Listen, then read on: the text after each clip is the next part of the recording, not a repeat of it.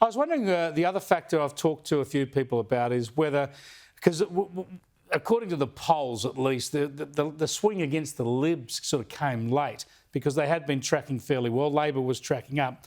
But do you think it got to the stage where a lot of voters could see that Labor were going to remain in government and it was better to vote for them and make sure they had a majority than end up with a Labor-Greens minority government? I think the greatest fear for most Australians was that the Greens would have the balance of power. There's no doubt about that.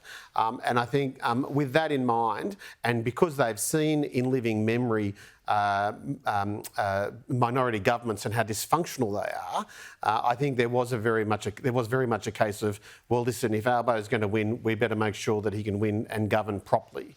Because I mean, as a Liberal, I wanted it to be a minority Labor government which would go to pastry, and in 2 years' time the Parliament would dissolve and would get a 10-year majority. As somebody that's looking at his superannuation fund every morning, I wanted it to be a majority government so that Albo didn't have to rely on silly little children when he needed to get legislation. There's no doubt it's better for the country. Now, look, there's lots of mistakes from the coalition side. We know it was a poor campaign. We know their economic policies weren't well thought through, but I've got to get your thoughts on the Trump effect.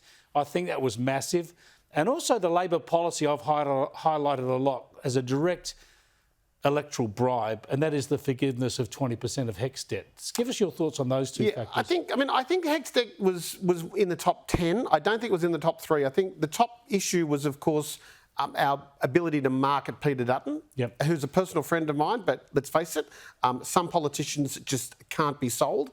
I think the Trump effect was good 3 months ago, but a lot of Australians found out that he wasn't exactly the friend that we thought he would be, particularly Conservatives who thought that he was going to be somebody that would be looking out for us. And of course, I think that the instability, the threat of instability with those polls saying that there was going to be a minority government pushed a lot of people into the Labor camp thinking that that was going to be their best chance of seeing a government that could manage the economy, manage the government efficiently.